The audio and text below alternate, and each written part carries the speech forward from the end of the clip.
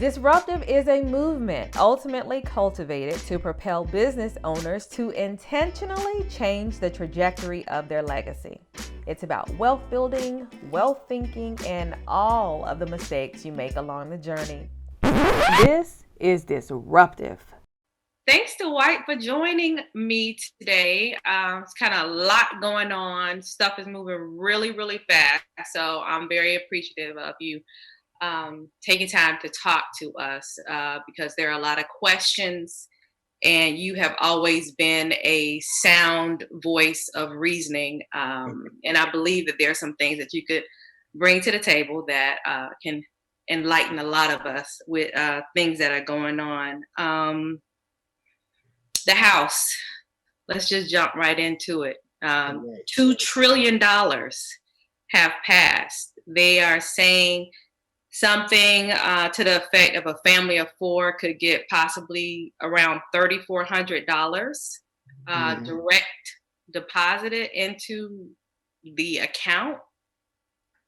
What does that boil down to? Yeah, so this $2 trillion stimulus package that the House and Senate have passed. A lot of conversation about it. A lot of people have been real keen on the $1,200 per adult, $500 per child kind of number that they fixated on. And we can definitely talk a little bit more about it. But basically, what it equates to is that if you filed your taxes in either 2018 or 2019, you'll be eligible for this remittance back to your account. So if you have a direct deposit on file from the filing of your taxes in the last 2 years, as you pointed out, for a family of four, that would equate to about $3,400. For an individual like myself, you're looking at about $1,200 coming back to you. The catch is, and this is where, because there's always a catch, right? Is that this is in essence an advance on your taxes for next year. So a lot of people have filed their taxes, gotten their tax return for this year.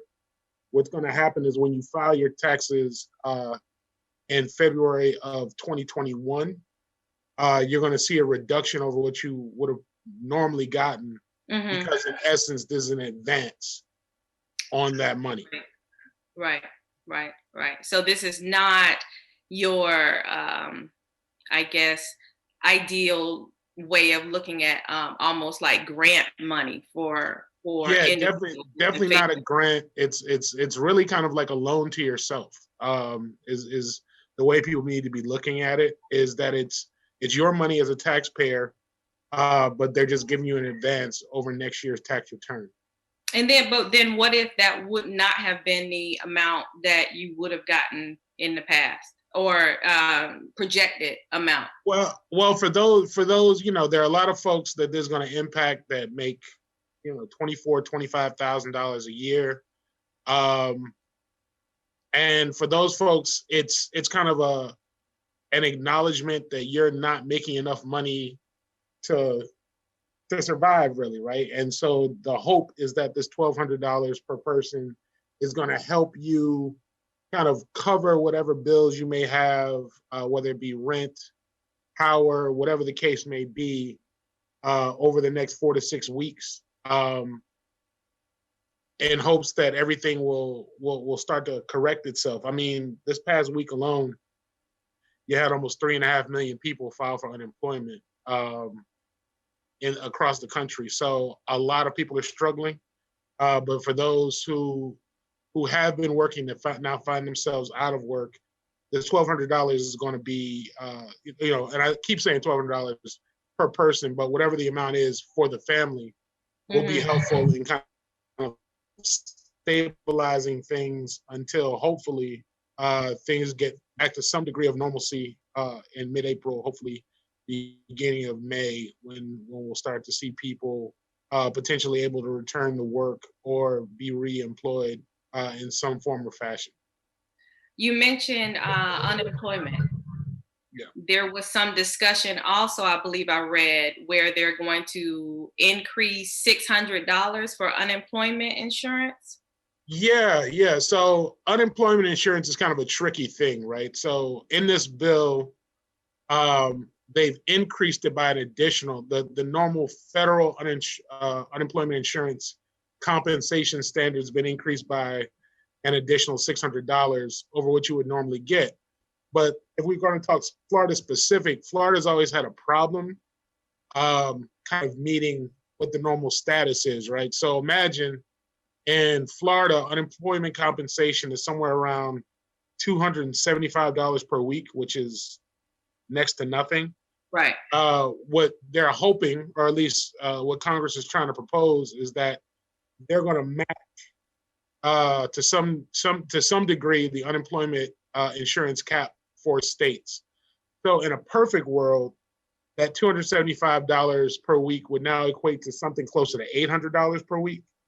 But that is to be determined, right? Because at the end of the day, the money has to come through the state. And so the state has a, in the state of Florida in particular, has a bad tendency to use money to plug holes. And so I would offer up to folks to not necessarily look for the 800 or 900.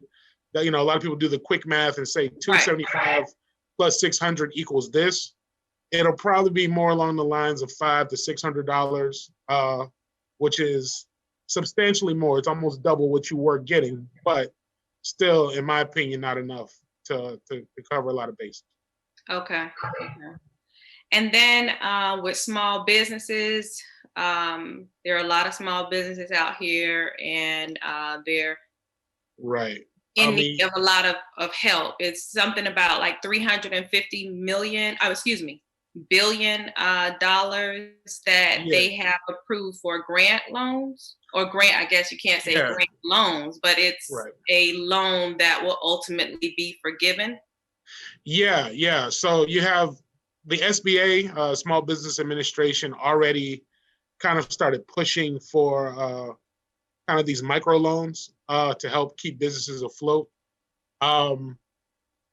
That the money that's being provided is going to subsidize that, to your point, basically a zero interest loan to these small businesses that ultimately has to be paid back.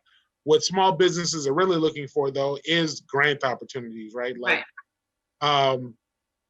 basically a remittance or a payment back to those small businesses that will keep them afloat. That does not require any money being paid back, and that is kind of a to be determined. Primarily, again, because it's going to go through the states. A good person and I would say for the state of Florida especially, the director of the Department of Economic Opportunity, Ken Lawson, has been having several kind of online conversations. Had another one today, kind of keeping an eye on these things.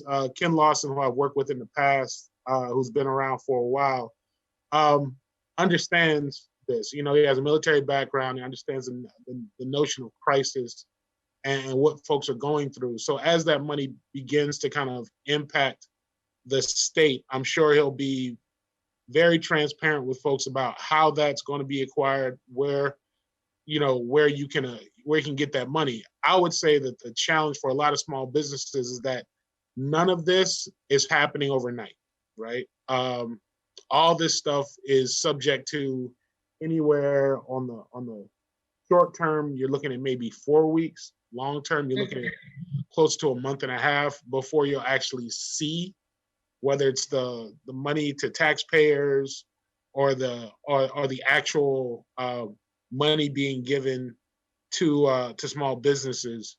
You still got a little lag time. What's happening in the interim, though, is make sure you're calling your bank, asking about most banks, most loan companies are making adjustments based on COVID-19. They're waiving fees. They're doing things like allowing you to pay. Like when April 1st hits, you won't necessarily have to pay things right on time.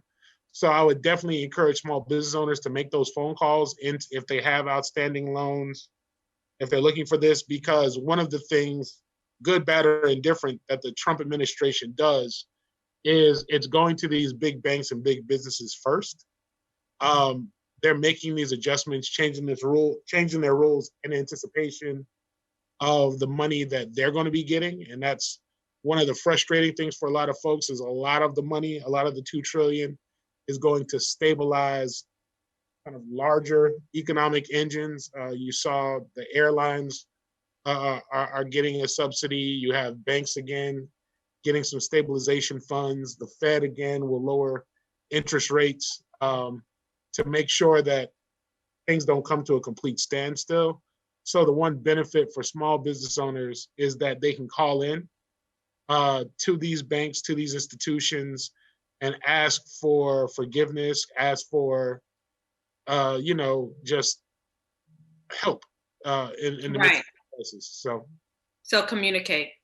Communicate. Yeah, don't have the tendency of saying, all right, April 1st is coming, I'm not going to pay my bill, without first having a conversation with whoever you owe that money to. Right. Because chances are great, again, that they're keeping an eye on this thing and will be willing to help. And one thing that a lot of us have, especially as we're sheltering indoors, is time. So, call these institutions, get on the phone, and get some clarity on where you are and what position you're in.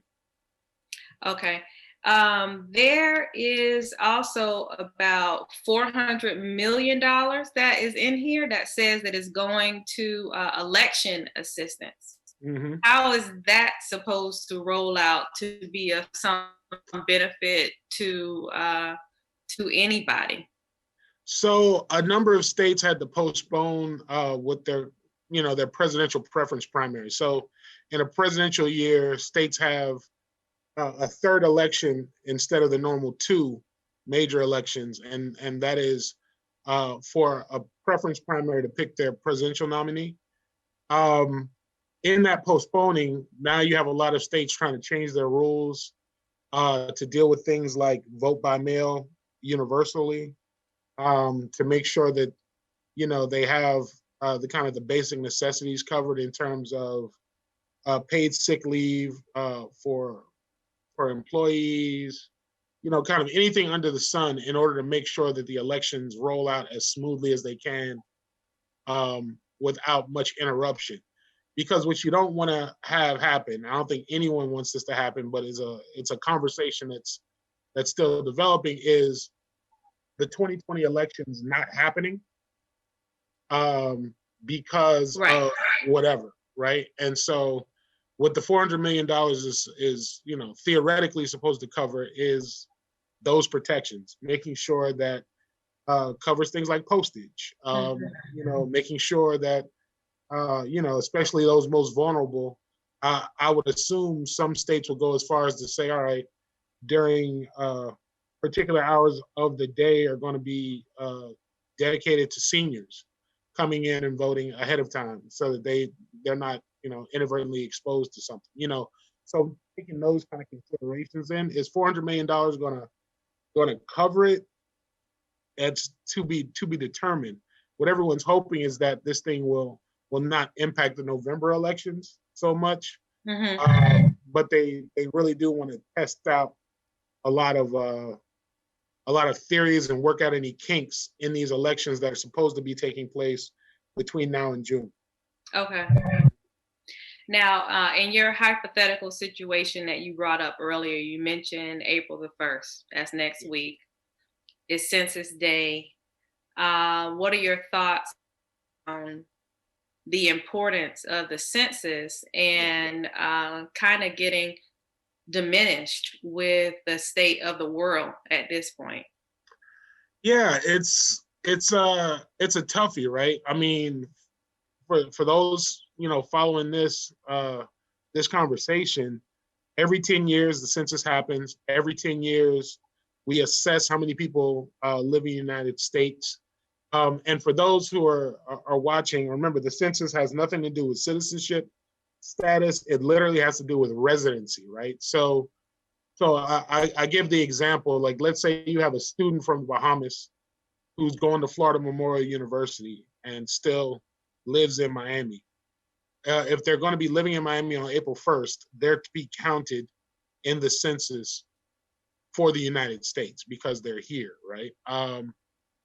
And so for everyone doing it, I know everyone's kind of preoccupied with money, survival, and all those other things, but it's important for us to engage in the census and to fill out those forms. Everyone by now should have received something in their mailbox with a 12-digit code on it that basically allows you to go online, fill out the census based on your household.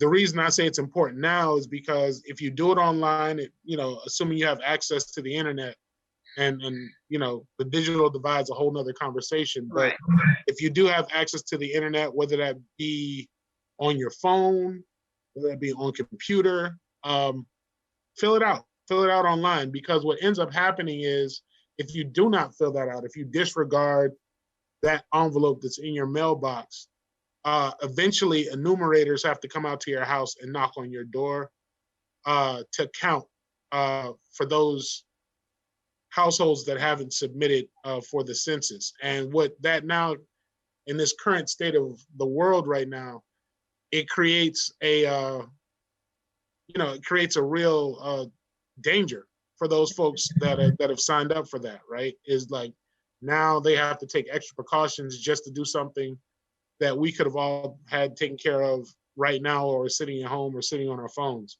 So if you've been on social media, if you've been scrolling through Facebook or Instagram over the last week, I did my census yesterday, literally. And, a lot of folks are saying it takes less than this, it takes less than that. It's literally, 5-6 questions max, maybe 10 total. If you have some more extensive things, all they're going to ask you is your name, age, race, how many people live in your household, and then you click continue and you're done.